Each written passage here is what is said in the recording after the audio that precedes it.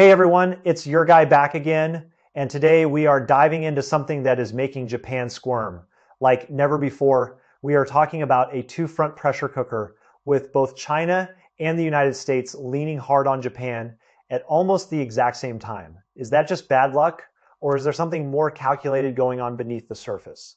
And more importantly, could this actually be the beginning of a full-blown collapse for Japan's economy, its strategic position, and maybe even its relevance in the region? Stick around, because we are going to break this down in a way that makes sense for us here in the States. Let's get straight to it. Japan is in an incredibly awkward and dangerous spot right now, and honestly, even casual observers over here can see the train wreck unfolding.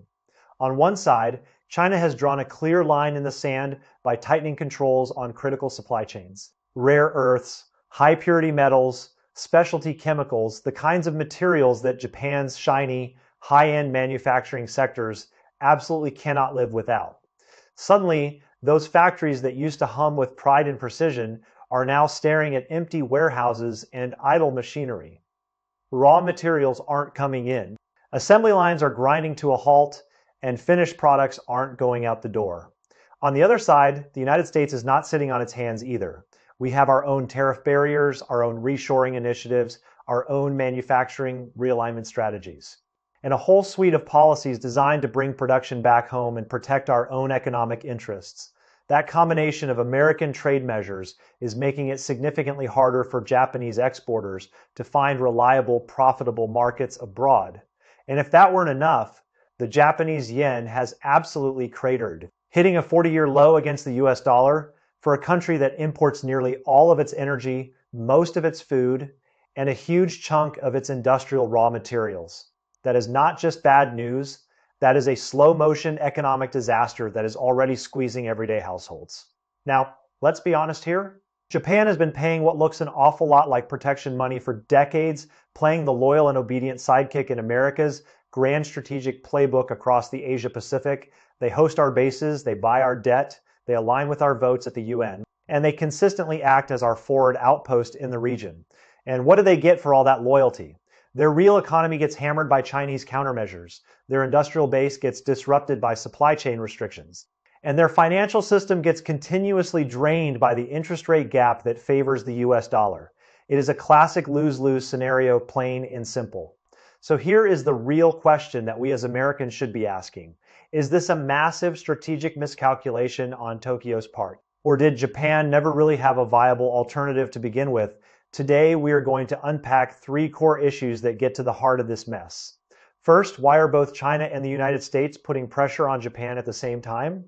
Is this a coordinated effort, a coincidence, or just the natural outcome of global economic forces?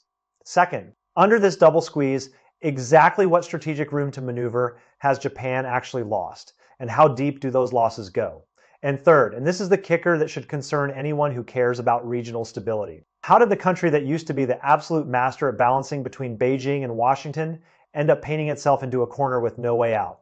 Let's start with what the United States is doing, because that directly affects our own economic and strategic interests. As of July 2nd, 2026, the yen has plunged to 162 against the dollar, a straight-up collapse that we have not seen since 1986. That is a historical record that no one in Tokyo is celebrating. To give you some real perspective, back in early 2022, the exchange rate was 115 yen to the dollar. That means in just 4 short years, the yen has lost roughly 30% of its purchasing power against our currency. Imagine if your paycheck stayed completely flat, but everything you buy at the grocery store, the gas pump, or even a vacation abroad suddenly cost a third more than it did just a few years ago. That is not a theoretical paper loss. That is a direct gut punch to every single household in Japan. And because Japan is so heavily dependent on imports for its basic necessities, oil, natural gas, wheat, soybeans, you name it, this imported inflation is hitting ordinary people in ways that politicians in Tokyo cannot spin, cannot hide, and cannot fix with empty promises. Now let's look at what China has been doing, because their actions are equally consequential. On June 29, 2026, China's Ministry of Commerce, acting under what they describe as standard export control procedures, added 20 Japanese entities that are tied to military capability upgrades to their restricted list. With this latest batch, the total number of Japanese firms now under tiered oversight stands at 80. And let's be very clear about something. This is officially about keeping sensitive dual-use materials from flowing into uncontrolled military applications, which is a basic international norm that even we in the United States practice ourselves. But do not for a second think this is harmless or symbolic. The real-world impact has been immediate and severe. Just recently, two long-established Japanese chemical giants, Kanto Denka and Central Glass, permanently shut down their high-end hexafluoride production lines. Why? Because since February 2026, China has tightened compliance checks on high-purity tungsten powder exports. These two Japanese firms burned through whatever inventories they had, found no alternative suppliers that could match the quality or volume fast enough, and had no choice but to pull the plug on those operations. And this is not some niche, irrelevant component. This is a critical piece of the semiconductor supply chain that affects everything from consumer electronics to advanced military systems. So let's step back and look at the big picture from our American perspective. You have the Federal Reserve maintaining higher interest rates to keep our own inflation under control, which naturally widens the gap between US and Japanese bond yields. That gap acts like a giant financial pump, continuously draining yen-denominated capital into dollar-denominated assets. On the other side, you have Beijing enforcing legitimate compliance requirements that are causing industrial bottlenecks inside Japan. This is not a coordinated pincer movement in the traditional military sense, but the effect sure looks like one. So why is all of this converging in the summer of 2026? Is it a conspiracy? Number, it is the inevitable result of two major powers acting in their own rational self-interest. And Japan happening to be the softest, most exposed target in between.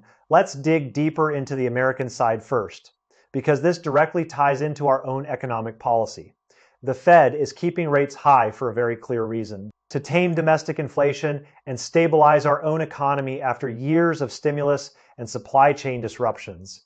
At the same time, the dollar's cyclical strength allows American investors and institutions to scoop up quality assets around the world at bargain prices. To make that strategy work effectively, you need a large, compliant, and relatively defenseless pool of foreign capital that cannot easily push back. Look around the globe. Europe has its own defenses. China has capital controls, but Japan is wide open, deeply indebted, politically beholden to us. And structurally unable to resist, the interest rate gap between the US and Japan is basically a giant suction pump, draining billions of yen out of Tokyo and into New York every single week.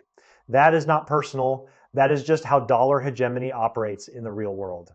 The United States is acting in its own economic interest, and Japan just happens to be the softest touch right now, plain and simple.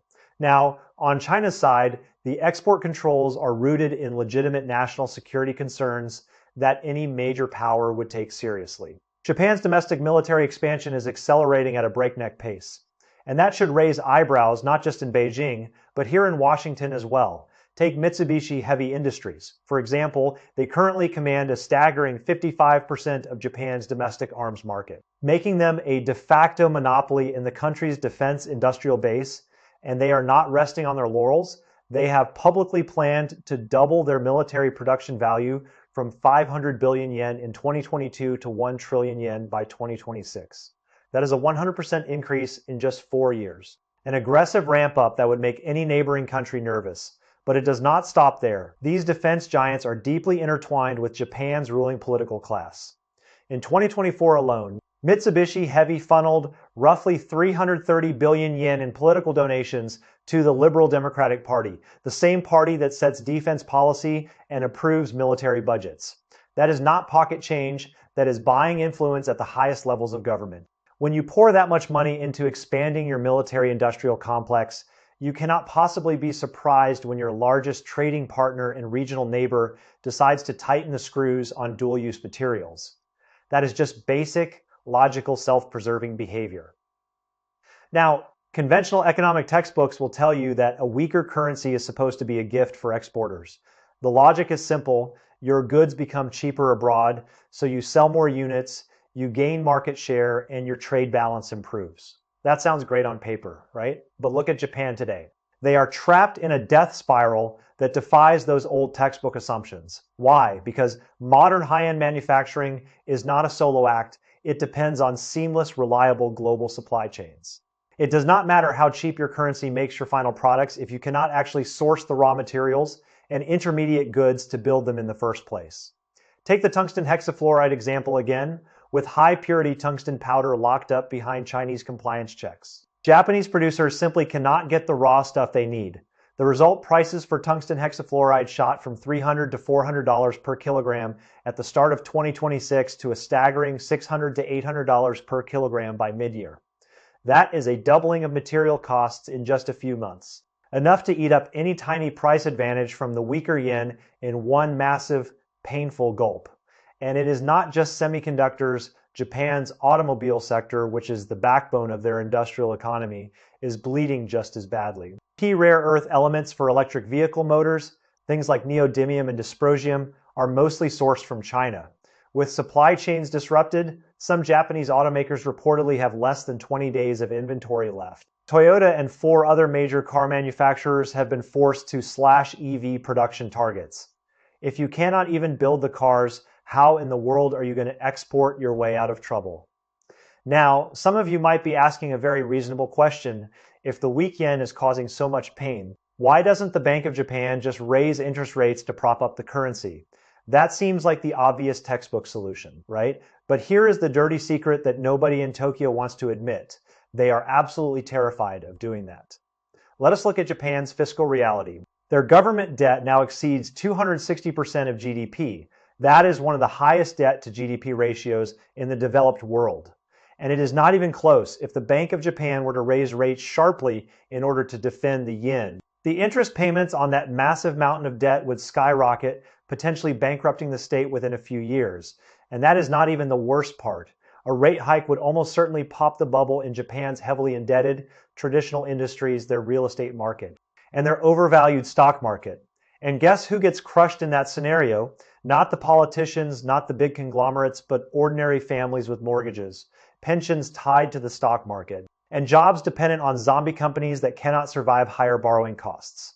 So they are stuck in a nightmare dilemma: raise rates and die quickly, or keep rates at rock bottom and bleed out slowly over time. That is not a policy choice. That is a death sentence either way. In this brutal double squeeze, Japan is losing 3 strategic assets that took decades to build.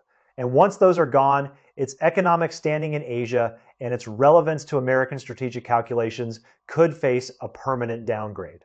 Let us go through each one carefully, because this matters for how we in the United States think about our own alliances and interests in the region.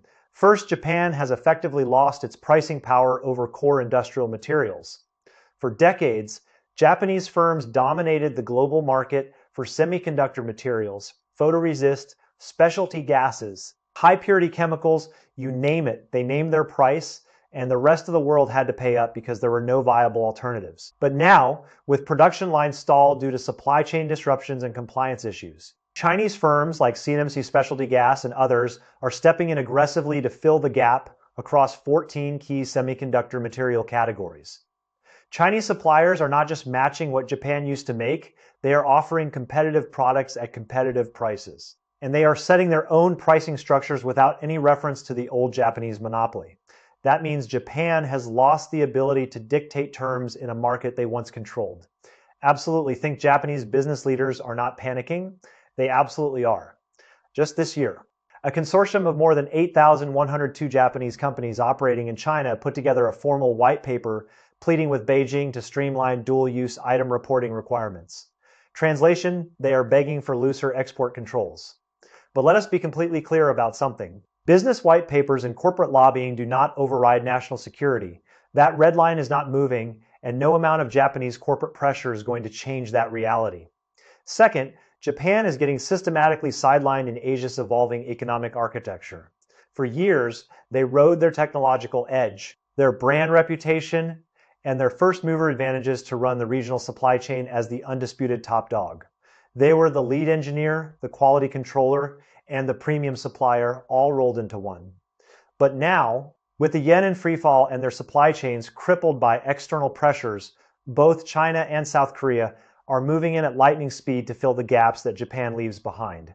Chinese firms are capturing market share in electronics, chemicals, and machinery, while Korean companies are eating into Japan's traditional dominance in memory chips and display panels. Japan is sliding from regional leader to a bit player, and this shift is not temporary, it is structural, deep, and likely irreversible over the next decade. That has profound implications for how we in the United States should view Japan's role in our own supply chain strategies. Third, and this is the deadliest loss of all, Japan has completely lost its geopolitical buffer zone. Japan is a resource-poor island nation that imports roughly 90% of its crude oil from the Middle East, with a huge portion of that transiting through the Strait of Hormuz. The smart, rational play for a country in that position would be to stay as neutral as possible, maintain good relations with all major powers, and keep trade flowing smoothly. But the United States, in order to maintain its global posture and put pressure on Iran, has cranked up tensions in the Persian Gulf, putting the Strait of Hormuz under serious potential threat. And guess who ends up being the biggest third-party victim? Not the US, we have our own energy sources and alternative supply routes. Not China, they have overland options and their own diplomatic channels. No, Japan becomes the exposed flank with its energy lifeline hanging by a thread. They have alienated their largest trading partner right next door, while simultaneously being used as a forward base and cannon fodder for American strategic interests that do not necessarily align with Japan's own economic survival. Their so-called strategic depth is basically gone, and that makes them less reliable as an ally and less credible as an independent player. Now, let us not forget that Japan used to be the absolute master of realpolitik in this region. They had a well-earned reputation for playing the cold politics, hot economics game perfectly. Even when there were political spats or historical grievances, Japanese business leaders kept the economic relationships humming, the deals flowing, and the profits rolling in. They knew how to separate the political theater from the commercial reality. So how did this savvy, calculating operator end up in such a disastrous dead end? The root cause is internal, and it should serve as a warning to any country that lets short-term political grandstanding override long-term economic rationality. Simply put, rational economic thinking got bulldozed by aggressive, short-sighted, and ideologically driven political posturing. Since last November, after certain inflammatory remarks by high-profile Japanese politicians, the regular export control dialogues that used to happen every 6 months between Tokyo and Beijing ground to a complete halt. Communication channels closed, trust eroded, and the old framework of managed disagreement fell apart. That breakdown turned the old cold politics, hot economics formula into a toxic new reality of cold politics, cold economics. Now, Japanese business leaders are waking up to the bitter realization that they are getting zero protection from their own government. Instead, they are being forced to foot the bill for reckless political stunts that backfire spectacularly and damage their own bottom lines. That is not leadership, that is negligence. Let us bring this down to the human level, because macro numbers can sometimes feel abstract. Look at the average Japanese worker. The typical annual salary has stagnated around 4,500,000 yen for years now. When the yen was stronger, that translated to roughly 19,100 US dollars. Now with the exchange rate in free fall, it is barely $17,000. Wages have not budged an inch, but because of the collapsing yen, the cost of imported electricity, natural gas, flour, cooking oil, eggs, meat, and just about everything else is spiking every single month. The ones bearing the real weight of these macroeconomic disasters are not the politicians in their fancy offices. They are ordinary people waking up early, commuting long hours, working hard, and just trying to put food on the table. They are the ones getting squeezed from every direction, and they have no voice in the strategic calculations that are ruining their lives. And what are Japan's political elites doing while their people suffer? In April 2026, the Japanese government formally approved the export of complete weapons systems, a major shift from their post-war pacifist framework.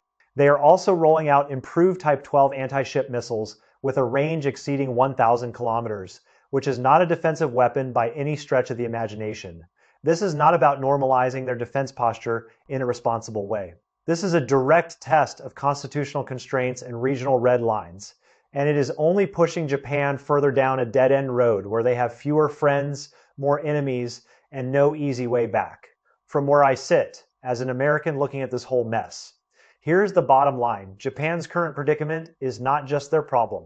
It has real implications for us. We rely on Japan as a key ally, a host for our military installations, and a crucial node in our supply chains. But if Japan keeps bleeding economic strength and strategic flexibility, they become a weaker partner for us. And that means we have to think carefully about how much weight we put on Tokyo's shoulders and whether we need to adjust our own posture in the region to compensate. Japan's collapse, if it comes, won't be contained to their shores. It will ripple through global markets, disrupt semiconductor production, and force us to rethink our own dependence on fragile supply lines. That is why this matters to every single one of us here at home. We cannot afford to have a key ally crumble while we sit back and watch.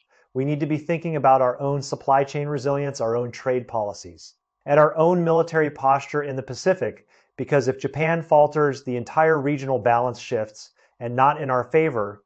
Let me also add this from an American perspective. Japan's current path is a cautionary tale about what happens when you let short-term political calculation override long-term economic and strategic reality. Tokyo has been so focused on pleasing Washington and countering Beijing that they forgot to protect their own economic flank. They let their industrial base become dependent on foreign suppliers, they let their fiscal house get completely out of order, and they let their political class get captured by defense contractors who care more about profits than about national well-being. That is a recipe for disaster, and we would be wise to learn from their mistakes. We have our own challenges, our own debt, our own supply chain vulnerabilities, our own political polarization, but we still have time to course correct. Japan is running out of time, and we need to pay attention. All right, that is where I am going to leave it for today. This is a massive topic with huge implications for our own strategic interests in the Pacific, and I want to hear what you think. Drop your thoughts in the comments below, hit that like button if you appreciate the straight talk, and make sure to subscribe so you do not miss the next deep dive. We are covering the stories that actually matter without the fluff and without the spin. I will catch you all in the next one. Stay sharp, stay informed, and as always, keep asking the hard questions.